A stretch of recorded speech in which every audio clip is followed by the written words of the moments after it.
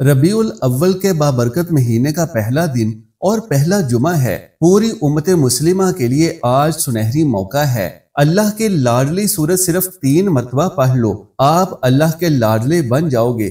دنیا جہان کی دولت آپ کے قدموں میں ڈھیر ہو جائے گی اور آپ کی پیاری اور لاڈلی اولاد پوری دنیا پر حکمرانی کرے گی۔ بسم اللہ الرحمن الرحیم۔ محترم ناظرین، دنیا کا کون سا ایسا مسلمان ہے کہ جسے اپنے نبی کی ولادت والے مہینے کے بارے میں معلوم نہ ہوگا؟ ہر مسلمان اور نبی کریم صلی اللہ علیہ وآلہ وسلم کا ہر ایک امتی پیارے آقا صلی اللہ علیہ وآلہ وسلم کی ولادت باسعادت پر خوشی کا اظہار کرتا ہے۔ یہ خوشی اور بھی 2 چند ہو جائے اگر ہماری دلی مرادیں اور دلی حاجتیں اس مبارک دن کی برکت سے پوری ہو جائیں۔ ربیع الاول کا پورا مہینہ خوشیوں، مسرتوں، شادمانیوں اور اس کے ساتھ ساتھ دعاؤں کا مہینہ ہے۔ اللہ کی عبادت کرنے اور نبی صلی اللہ علیہ وآلہ وسلم پر بیش بہا درود و سلام کے نذرانے پیش کرنے کا مہینہ ہے۔ اللہ تبارک و تعالیٰ کو اور اس کے حبیب صلی اللہ علیہ وآلہ وسلم کو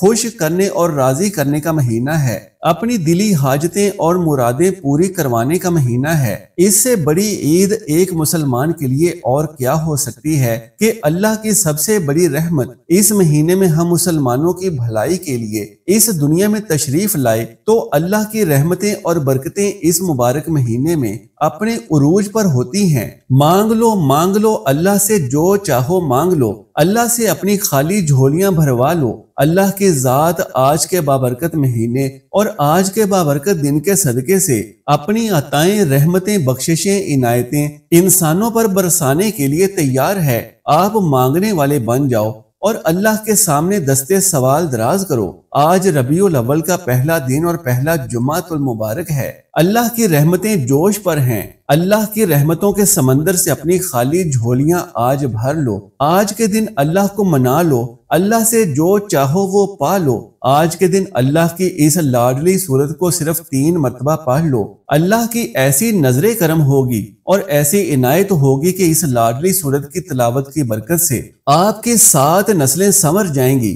دولت مانگو گے مل جائے گی، عزت مانگو گے مل جائے گی، دنیا مانگو گے مل جائے گی، آخرت مانگو گے مل جائے گی۔ آپ مانگتے مانگتے تھک جاؤ گے، لیکن اللہ کی رحیم و کریم ذات آپ کو عطا کرتے کرتے نہیں تھکے گی۔ پیارے ناظرین، حضور صلی اللہ علیہ وآلہ وسلم کی ہر ادا میں رب کریم کی حکمتیں ہوتی ہیں۔ ہمارے پیارے آقا سید الانبیاء خاتم المرسلین صلی اللہ علیہ وآلہ وسلم اللہ پاک کے آخری نبی اور رسول ہیں۔ آپ صلی اللہ علیہ وآلہ وسلم کی حیات مبارکہ ہمارے لیے کامل نمونہ ہے۔ آپ صلی اللہ علیہ وآلہ وسلم اللہ کے نبی بھی تھے اور بشریت کے تقاضوں کے باعث خوشی اور غمی ہر طرح کے جذبات سے مزین بھی تھے، کیونکہ غم پر غمگین ہونا اور خوشی پر مسرور ہونا انسانی فطرت کا خاصہ ہے۔ لہٰذا بارہا ایسے مواقع آئے جب میرے پیارے آقا صلی اللہ علیہ وآلہ وسلم مسکرائے، اور اسی بنا پر مسکرانا میرے آقا کریم صلی اللہ علیہ وآلہ وسلم کی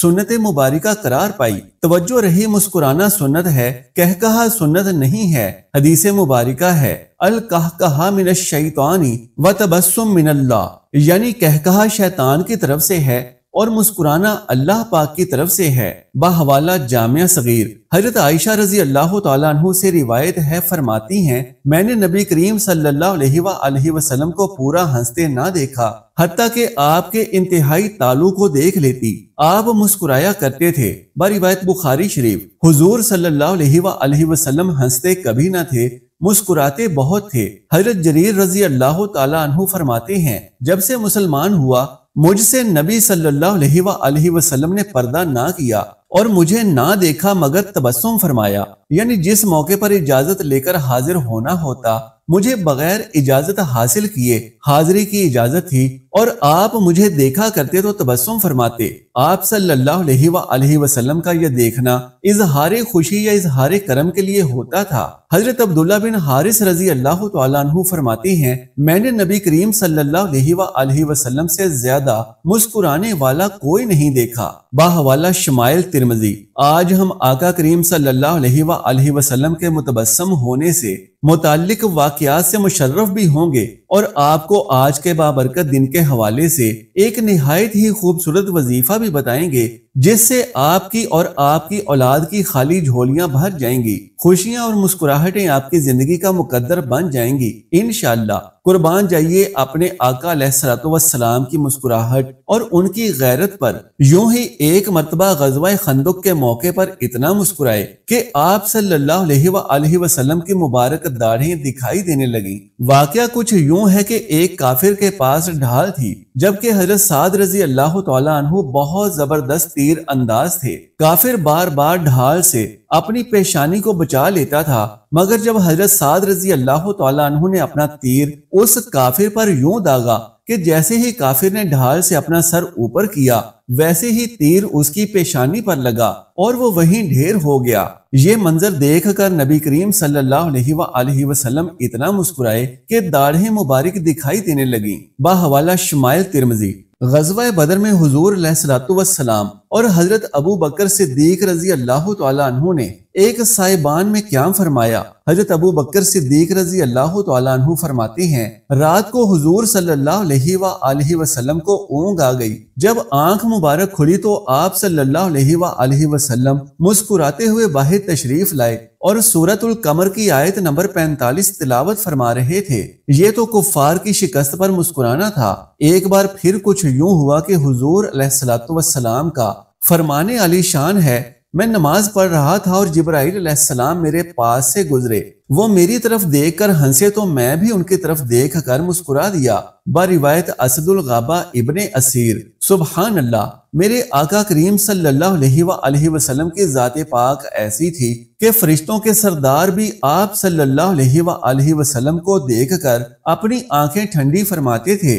یوں ہی ایک دن نبی کریم صلی اللہ علیہ وآلہ وسلم مسکراتے ہوئے باہر تشریف لائے اور فرمایا، ہرگز ایک عسر یعنی مشکل دو یسروں یعنی آسانیوں پر غالب نہیں ہو سکتی، کیونکہ ارشاد باری تعالی ہے، فَإِنَّ مَعَ الْعُسْرِ يُسْرًا إِنَّ مَعَ الْعُسْرِ يُسْرًا۔ سورہ علم نشرہ تفسیر ابن جریر طبری۔ حضرت ابو ذر رضی اللہ تعالیٰ عنہ سے روایت ہے، وہ فرماتے ہیں رسول اللہ صلی اللہ علیہ وآلہ وسلم نے ارشاد فرمایا، میں اس شخص کو بخوبی جانتا ہوں جو سب سے پہلے جنت میں داخل ہوگا اور اس شخص کو بھی جو سب سے آخر میں جہنم سے نکالا جائے گا۔ قیامت کے دن ایک شخص کو دربار الہی میں پیش کیا جائے گا، حکم ہوگا کہ اس کے چھوٹے گناہ اس کے سامنے رکھ دو اور اس کے بڑے گناہ اس سے مغفی رکھو۔ پھر کہا جائے گا، فلاں دن تو نے یہ کیا تھا، فلاں دن تو نے یہ کیا تھا۔ وہ اقرار کرے گا، انکار نہ کر سکے گا اور اپنے بڑے گناہوں پر خوف زدہ ہوگا۔ پھر کہا جائے گا، اسے ہر گناہ کے بدلے ایک نیکی دی جائے،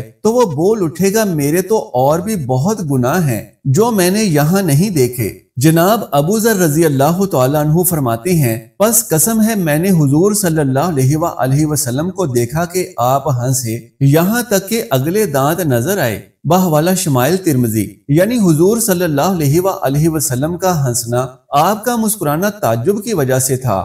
جب اس شخص نے صغائر کو نیکیوں میں تبدیل ہوتے دیکھا تو اس کے اندر نیکیوں کی حرص و طمع پیدا ہوئی تو بول اٹھا، میرے بڑے گناہوں کی وجہ سے بھی مجھے نیکیاں دی جائیں۔ حضور نبی اکرم صلی اللہ علیہ وآلہ وسلم کی محفل اگرچہ سنجیدگی سے بھرپور ہوتی تھی اور اپنے اندر علم کا سمندر لیے ہوتی تھی، لیکن آپ صلی اللہ علیہ وآلہ وسلم اپنی خوش طبعی کی وجہ سے صحابہ اکرام رضی اللہ عنہم میں مقبول تھے اور ایک بے تکلف دوست کی طرح ان کے ساتھ تعلقات رکھے ہوئے تھے۔ ترمذی کی روایت ہے، حضرت حسن رضی اللہ تعالیٰ عنہ سے مروی ہے، حضور نبی کریم صلی اللہ علیہ وآلہ وسلم کی خدمت میں ایک بوڑھی عورت حاضر ہوئی اور عرض کی، یا رسول اللہ صلی اللہ علیہ وآلہ وسلم، میرے لیے دعا کیجئے کہ اللہ پاک مجھے جنت الفردوس میں جگہ عطا فرمائے۔ حضور کریم صلی اللہ علیہ وآلہ وسلم نے مسکراتے ہوئے فرمایا، بوڑھی عورتیں جنت میں داخل نہ ہوں گی۔ تو اس بوڑھی عورت نے حضور کریم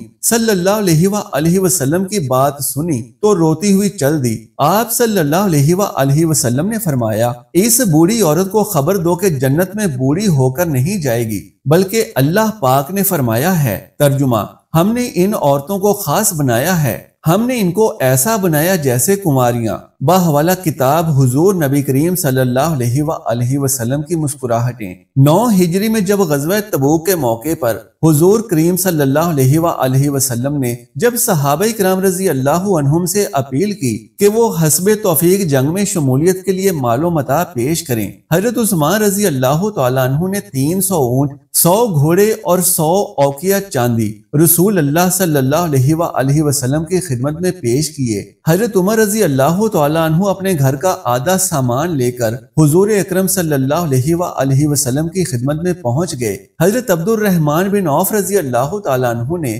40,000 درہم حضور نبی کریم صلی اللہ علیہ وآلہ وسلم کی خدمت میں پیش کیے، اور جب حضرت ابو بکر صدیق رضی اللہ تعالیٰ عنہ کی باری آئی تو آپ نے اپنے گھر کا تمام سامان پیش کر دیا۔ حضور اکرم صلی اللہ علیہ وآلہ وسلم نے مسکراتے ہوئے پوچھا، اے ابو بکر، گھر والوں کے لیے کیا چھوڑ آئے ہو؟ حضرت ابو بکر صدیق رضی اللہ تعالیٰ عنہ نے عرض کی، یا رسول اللہ صلی اللہ علیہ وآلہ وسلم، گھر والوں کے لیے اللہ اور اس کا رسول ہی کافی ہے۔ بحوالہ کتاب حضور نبی کریم صلی اللہ علیہ وآلہ وسلم کی مسکراہٹیں۔ حضرت علی رضی اللہ تعالیٰ عنہ کو جب حضور کریم صلی اللہ علیہ وآلہ وسلم نے یمن بھیجا تو آپ رضی اللہ عنہ کے پاس ایک نہایت مشکل مقدمہ آیا، جس میں ایک ایسی عورت پیش ہوئی جس نے 1 ماہ کے اندر 3 مردوں کے ساتھ خلوت کی تھی اور اب اس کے ہاں بچے کی ولادت ہوئی تھی۔ حضرت علی رضی اللہ تعالیٰ عنہ نے اس بچے کی دیت کے 3 حصے کیے اور پھر قرہ ڈالا۔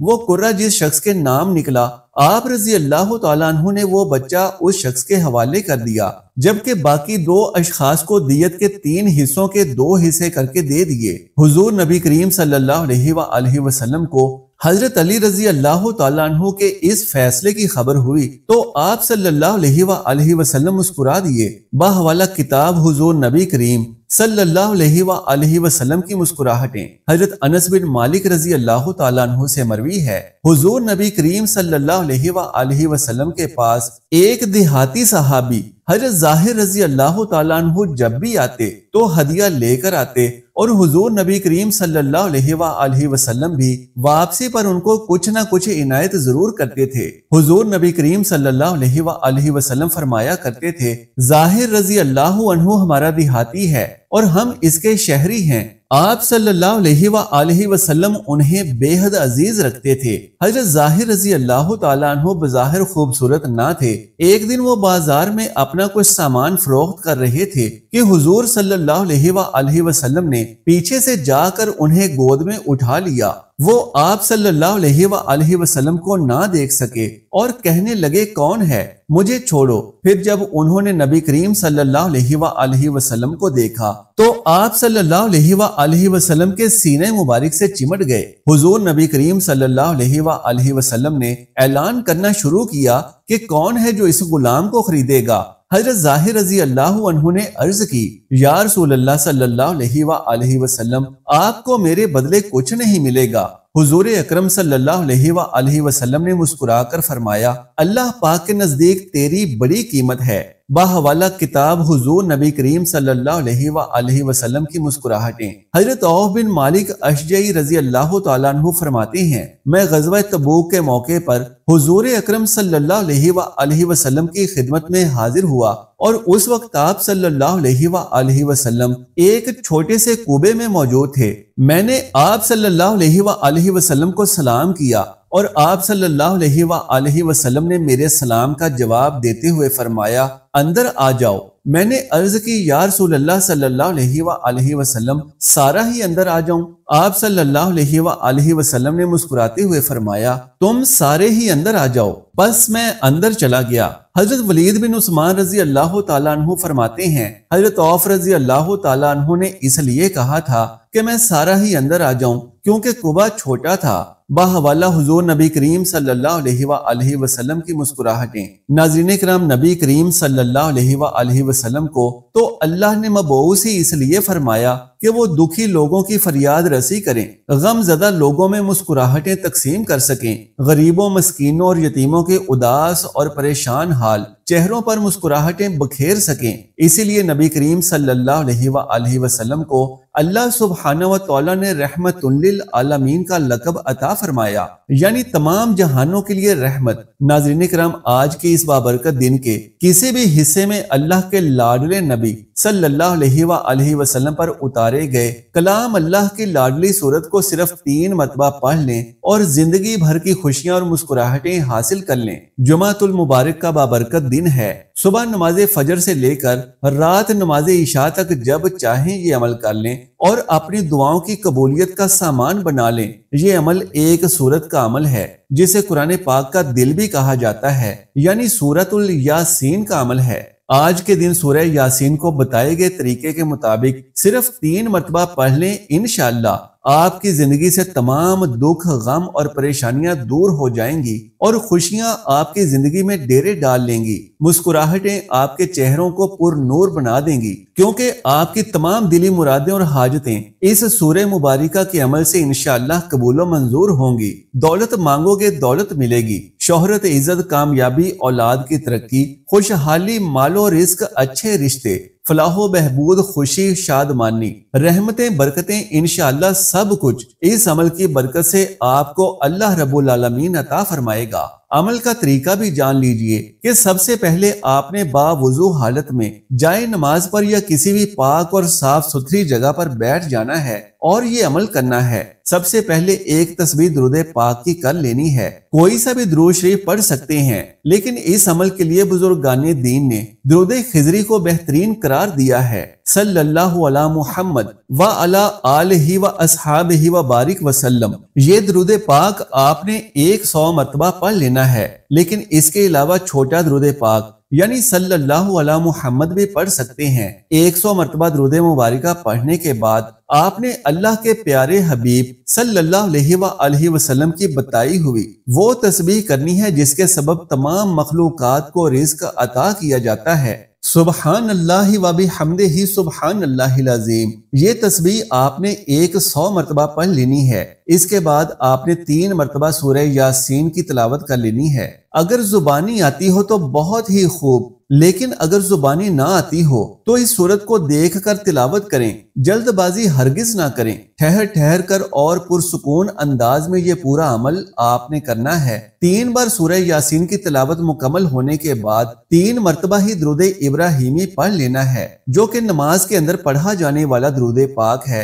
اور ساتھ ہی آپ نے اللہ کے حضور دعا کے لیے ہاتھ اٹھا لینے ہیں۔ صدقے دل سے نہایت عاجزی کے ساتھ اللہ کے حضور دستے ادب بلند کریں اور اپنی ہر دلی مراد، ہر حاجت، اپنی ہر ضرورت اللہ کے حضور پیش کر دیں۔ آج کے بابرکت دن کے صدقے سے اللہ پاک آپ کو اتنا عطا فرما دے گا کہ آپ کے گمان سے بڑھ کر آپ کو ملے گا۔ خلوص نیت شرط ہے۔ اللہ تبارک و تعالیٰ سے دعا ہے کہ نیکی کی بات کو سننے، سمجھنے اور اس پر عمل کرنے کی طاقت و توفیق مرحمت فرمائے۔ میرا سنانا اور آپ کا سننا قبول و منظور فرمائے، آمین یا رب العالمین۔ ناظرین محترم، آخر میں درخواست ہے کہ میری آج کی اس معلوماتی ویڈیو کو لائک اور شیئر کر دیجئے اور میرے اسلامی و اصلاحی چینل کو سبسکرائب کر لیجئے۔ جزاک اللہ خیرن کثیرا۔ اللہ ہم سب کا حامی و ناصر ہو۔